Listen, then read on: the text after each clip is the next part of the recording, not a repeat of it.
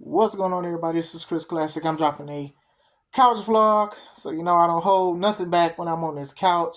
Excuse the PlayStation 1 graphics. I dropped my phone. My phone is not in the best quality, but I wanted to drop this video today because I got two things I wanted to talk about.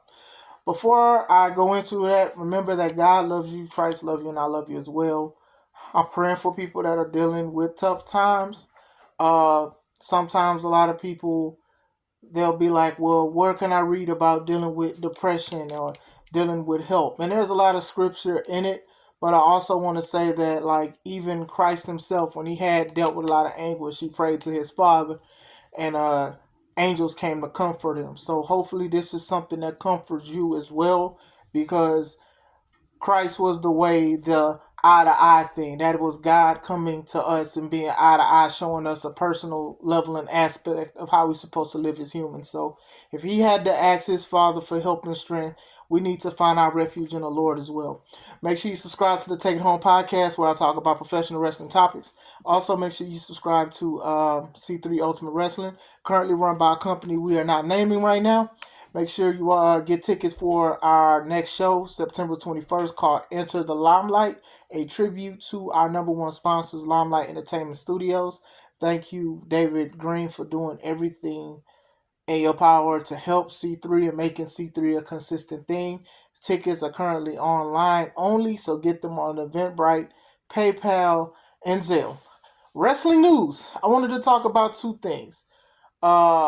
Consider two things. One, I heard yesterday, I read about yesterday, and then two, I watched this one today, but people have been talking about it for the past few days. So the first thing I want to talk about is Thunder Rosa. First of all, shout out to Thunder Rosa and everything that she continues to do for not only wrestling, but women wrestling. I know she does stuff for Mission Pro. I believe she may own it. I'm not sure. But she makes sure a lot of those women get booked, and she makes sure she protects them. I love her work in AEW. I was a big fan of her when I seen her on NWA, and I've seen her on the Independence doing her thing. So shout out to her. She does MMA, she does singing, she does it all. So shout out to her. I say this to say I disagree with her take on WWE trying to have WrestleMania in London. So we know that All In is about to happen soon, and it's going to be in London, in Wembley Stadium. Last year, they sold a lot of tickets, I believe, broke a record, but then I heard the numbers were fabled and fibbled and dibble dabbled. But it was a lot of people there. You literally saw a lot of people there. Mercedes Mone was there, who I will be talking about later. And basically, she had got an interview. I guess they were asking how did she feel about WWE trying to have WrestleMania over there in London, and she was like, "Oh well, it's interesting," and that London is AEW's target market audience. Target audience is London for AEW. So I disagree, because your target audience is somebody that you consistently go to. They consistently go one time per year out there. So that's not your target audience, first of all. Like if you say Florida is your target audience in Daly's Place, that makes sense because they run AEW shows out there, and that's like their base there. That's your target audience. London is not a target audience, and a lot of people need to realize that WWE has done shows in London before. They've been across the pond many a times, so that's okay. Like, I understand defending the company that you wrestle for, giving you opportunities and stuff like that, but going to a place one time a year and to call them your target audience is just crazy to me, because it's like, that is not your target audience at all. So I just disagree with that. It's not, like I said, I don't have nothing personal against her or nothing like that. Like I said, I love what she do, but now I understand, caping for the company that you wrestle for, but that is definitely not your target audience. And then, to be honest, any big wrestling show out there would have sold well. It's just up to the companies who do shows there to make sure that their quality is good, to make sure the matches are good and everything, so people can come back. We already know they already got a lot of tickets sold for All In, and I hope it is a good show. Last year's show was pretty decent, so I hope this one is decent as well. But I didn't want to talk about that. It's not a target audience. They may love y'all may love them, but it's not a target audience for sure. That's the first thing. The second thing I wanted to talk about, since like yesterday, it was pictures of the report of Mercedes Mone divorcing her husband. So before I go into that, some of y'all ain't got no time on y'all hands, man. Like, how in the world y'all found out these people was divorced? Like, did y'all type it in somewhere, some kind of site? Like, I don't be understanding it. I don't know where they be finding this information from. Even when they be like, well, such and such trademark these names on the USPTO office and stuff. And it's like, how do you know? Like, who looked this up and, like, typed their name in?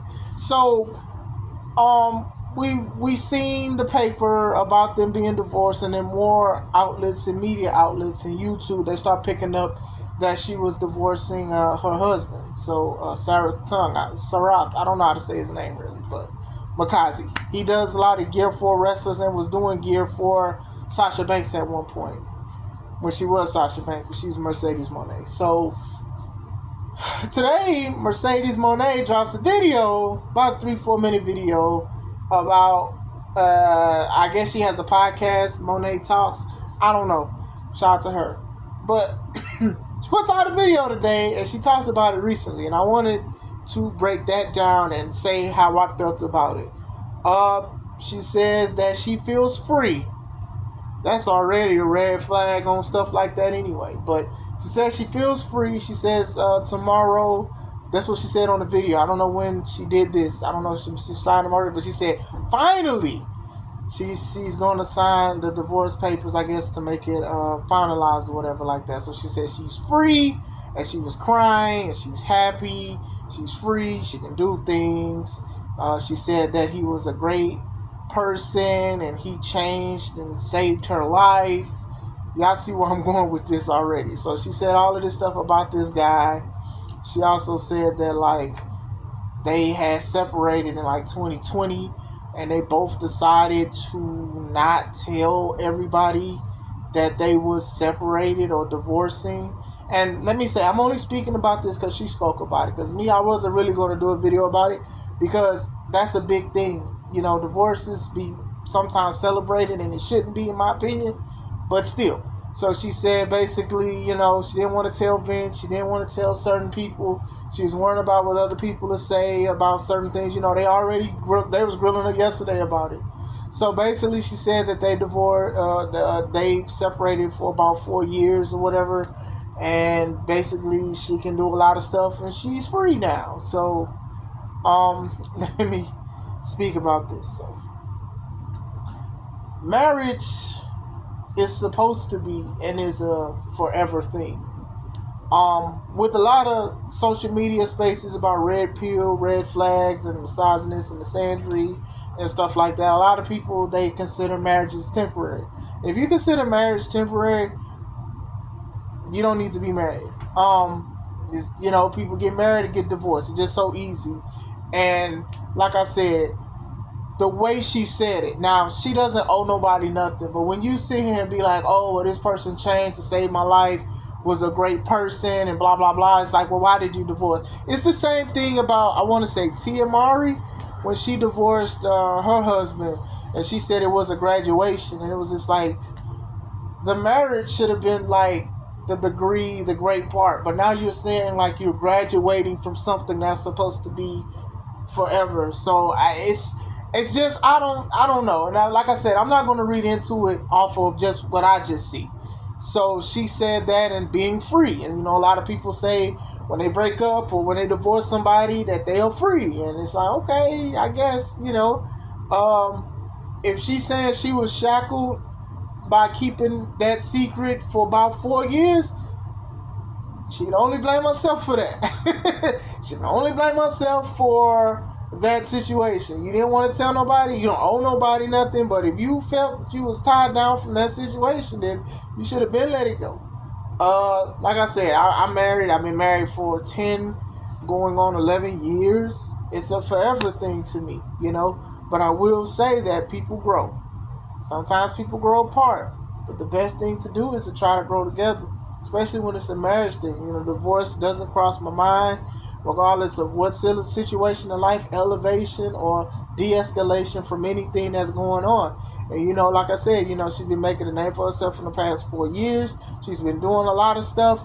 But some of the stuff was just an inclination. I never spoke about it because it just felt like it wasn't really my place. But it's just like you see her a lot of the red carpets and the stuff. Homie wasn't there. I'm just saying, a lot of people be with their significant other for the most part. I follow her on Instagram and stuff. It wasn't a lot of posts. It wasn't a lot of stories and reels. When I talked to you guys about what she said on her Hot 97 interview with the women, the women asked her, if you was on an island, what 3 things would you have on the island? She said her 3 dogs. And the woman was like, well, what about your husband? And she was like, oh, no, he can stay home and just be with the dogs. To me, that was the writing on the wall. My lady coming with me. That's going to be the first thing. That's going to be the first thing for sure. So, I do wish them both the best, I do wish them the best. I'll just say that. I did want to get my piece on that.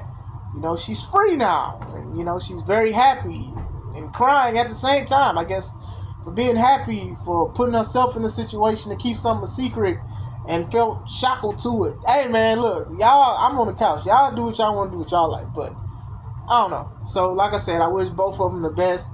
I'm not really going to go deep into it. Some people are like, oh, it's her fault. She, he's better off without her. Like I said, I don't know everything, and I'm not going to sit here and be like, I know everything. I don't. I'm just giving my 2 cents off what she said, and then also what I saw with an interview and certain things. But I wanted to speak about that. What do you guys think? Do you guys agree with Thunder Rosa? How do you feel about the Mercedes Mone situation? You still going to rock with her? I'm still a big fan.